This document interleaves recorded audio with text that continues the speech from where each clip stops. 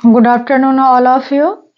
आज वाक्य के भेद है किसके आधार पर, रचना के आधार पर, उसको थोड़ा बहुत जान लेते हैं, क्योंकि आप लोगों के सिलेबस में जो एग्जाम में पूछा जाएगा कि वाक्य रूपांतरण, तो पहले हम लोग वाक्य को जान लेते हैं, उसके बाद नेक्स्ट वीडियो में रूपांतरण को जानेंगे। तो चलिए जानते हैं रचना के आधार पर वाक्य। तो सबसे पहले क्या है, रचना क्या होता है? रचना मतलब बनावट, निर्माण। निर्माण के आधार पर वाक्य के कितने भेद होते हैं? तो 3 भेद होते हैं। कितने भेद होते हैं? आधार पर 3 भेद होते हैं। पहला क्या है? सरल वाक्य। दूसरा क्या है? संयुक्त वाक्य। और तीसरा क्या है? मिश्रित वाक्य। तो सरल वाक्य, संयुक्त वाक्य और मिश्रित या मिश्र वाक्य। मिश्रित और मिश्र में कोई अंतर नहीं है, दोनों एक ही है। तो सरल वाक्य किसे कहते हैं? जिस वाक्य में एक या अधिक कर्ता हो, एक कर्ता या एक से अधिक कर्ता हो, किंतु लेकिन क्या हो? क्रिया मतलब कर्ता का विस्तार या क्रिया विधेय एक ही हो। क्रिया क्या हो? सिर्फ एक हो। कर्ता एक से अधिक हो सकता है, लेकिन क्रिया क्या होगा? एक ही होगी, एक ही हो, उसे क्या कहेंगे? सरल वाक्य। फिर से एक बार डेफिनेशन सुन लीजिए, यानी परिभाषा। सरल वाक्य, जिस वाक्य में एक या अधिक कर्ता हो किंतु क्रिया एक ही हो, उसे सरल वाक्य कहते हैं। जैसे घर में मरम्मत का काम चल रहा है।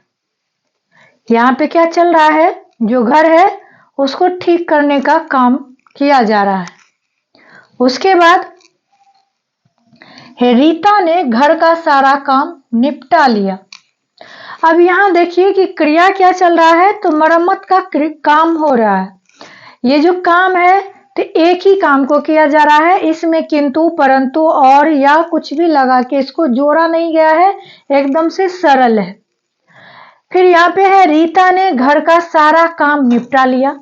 रीता जो करता है और वो क्या किया है? घर का काम को निपटा लिया है। क्रिया कितना है? एक ही है। तो ऐसा अगर वाक्य मिलता है तो वो क्या हो जाएगा? सरल वाक्य। संयुक्त वाक्य, संयुक्त वाक्य किसे कहते हैं? जिन वाक्यों में 2 या 2 से अधिक, क्या है? जिन वाक्यों में 2 या 2 से अधिक स्वतंत्र उपवाक्य, वाक्य नहीं उपवाक्य, समानाधिकरण समुच्चय बोधक अवयवों द्वारा जुड़े हों, उन्हें संयुक्त वाक्य कहते हैं। अब यहाँ पे समानाधिकरण क्या है? तो आप लोग समुच्चय बोधक पढ़े हैं। समुच्चय बोधक में 2 तरह का समुच्चय बोधक चिन्ह होता है, शब्द होता है। एक समानाधिकरण और एक क्या होता है? व्यधिकरण। तो समानाधिकरण का अर्थ होता है कि समान तरह का जो वाक्य होता है या शब्द हो। फिर से ध्यान से सुनिएगा। संयुक्त वाक्य, जिन वाक्यों में 2 या 2 से अधिक स्वतंत्र उपवाक्य, क्या है? स्वतंत्र है, वो किसी पर डिपेंड नहीं है, निर्भर नहीं है। समानाधिकरण समुच्चय बोधक अवयवों द्वारा जुड़े हों, उन्हें संयुक्त वाक्य कहते हैं। जैसे रीता वहां गई और पढ़ने लगी। रीता वहां गई, यह भी एक स्वतंत्र वाक्य है। पढ़ने लगी, यह भी स्वतंत्र है। और यह किसके माध्यम से? तो और के माध्यम से जुड़ा है। ये और जो है, यह 2 सरल वाक्य को यानी उपवाक्य को जोड़ा है। तो यह क्या चिन्ह है? समानाधिकरण का, जिसके माध्यम से कौन सा वाक्य जुड़ा है? संयुक्त वाक्य जुड़ा है।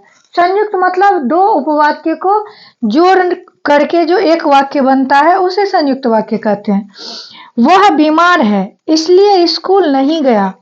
वह बीमार है, यह भी एक स्वतंत्र है, यह किसी पे निर्भर नहीं है, आश्रित वाक्य नहीं है। यह स्कूल नहीं गया, तो बीमारी के कारण क्या है? स्कूल नहीं गया। तो यहाँ पे भी क्या है? समानाधिकरण समुच्चय बोधक के से जुड़ा हुआ है, स्कूल नहीं गया। अब है मिश्रित वाक्य। मिश्रित से ही पता चलता है कि कोई अलग अलग नहीं, सब कुछ मिला जुला यानी मिश्रित है। अब देखते हैं कि परिभाषा क्या है। मिश्रित या मिश्र वाक्य, जिन वाक्यों में एक स्वतंत्र क्या है, एक स्वतंत्र या मुख्य उपवाक्य अन्य आश्रित उपवाक्यों से व्यधिकरण समुच्चय बोधक द्वारा जुड़े होते हैं। व्यधिकरण मतलब क्या होता है, विरोधात्मक, जिससे ये लगे कि वो काम के विरोध में दूसरा वाक्य है।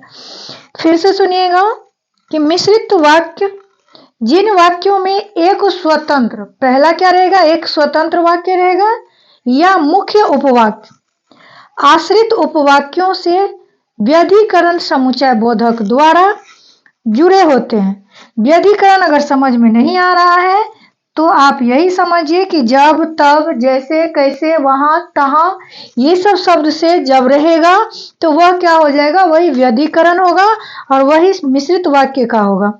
समुच्चय बोधक द्वारा जुड़े होते हैं, उन्हें मिश्रित या मिश्र वाक्य कहते हैं। अब एग्जाम्पल देखना है क्योंकि आप लोगों के एग्जाम में एग्जाम्पल से ही क्वेश्चन आएगा। मैंने जो घड़ी खरीदी, यह क्या है, एक मुख्य वाक्य है और उसमें हीरे लगे हैं। घड़ी खरीदना तो उसका मुख्य है कि हाँ घड़ी है, लेकिन उससे आश्रित क्या है कि उसमें हीरे लगे हैं। तुम वहां मिलना, तुम वहां मिलना, मिलना मुख्य वाक्य है जहां दूध का डिपो है। क्या है, जहां दूध का डिपो है। अब ध्यान से देखिएगा कि एक में बिना जोड़ का वाक्य बना है, घर में मरम्मत का काम चल रहा है। दूसरे में क्या है कि जो समानाधिकरण समुच्चय बोधक है उसके माध्यम से जुड़ा है। रीता वहां गई और पढ़ने लगी, वह बीमार है इसलिए स्कूल नहीं गया। लेकिन मिश्रित वाक्य में क्या है, एक मुख्य वाक्य है। क्या मुख्य वाक्य है, मैंने जो घड़ी खरीदी है ये बता रहा है। वह घड़ी कैसी है, तो उसमें हीरे लगे हैं, तो घड़ी के बारे में विस्तार बता रहा है, इसीलिए यह क्या हो गया, मिश्रित वाक्य। अब हम कल की क्लास में बताएंगे कि वाक्य रूपांतरण क्या है, सरल से संयुक्त, संयुक्त से मिश्रित, ये तीनों को चेंज कैसे किया जाता है। आज के लिए इतना ही, धन्यवाद।